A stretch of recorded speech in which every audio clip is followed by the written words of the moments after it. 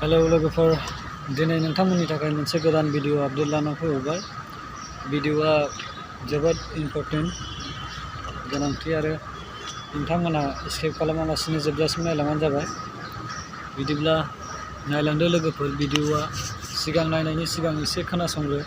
माने सासे उन्दै हिनजावसा बिदिनो 6-7 बोसोर हिनजावसा उन्दै बिनिया माने आखायानो 6टा माने आथिंनियाबो 6टा जोब 26टा आथिं आखाइनि माने नोंथांमोना भिडिअखौ जोबजासिम नायलांबानो जाबाय।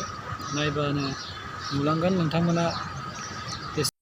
आं नुफेराखैमोन दिनै फार्स्ट टाइम सोरनाबा बिदि दंफेरो आसि 6टा आथिंनाबो नुफेरथाराखैमोन आङो बिदिनो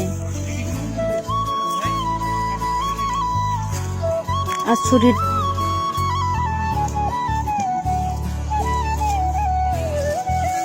आगसि आगदा दंजोबो नै। नायनानै नोंथांमोना माबायदि मोनदों कमेन्ट सेक्सनाव कमेन्ट हरबानो जाबाय आरो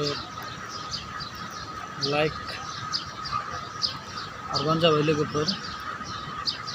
आं गोबावजों बिदिनो भिडिअ मोनसे आपडेट लाबोबाय थायो।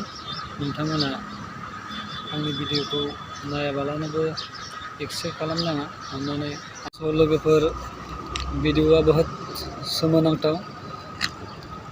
जों साननो गोनां बाथ्रा माने जोंनि बर' हारियावबो बेफोरबायदि जोनोम जानाय हिनजावसा गथ' दङ आरो बेखौ थाबैनो एसे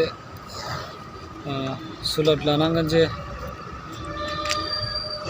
हिनजावसा गथ'आ बहानि आरो बबे जायगानि मा थंनि मिथिनो गोनांदि जों बे हिनजावसानि मुङा मा।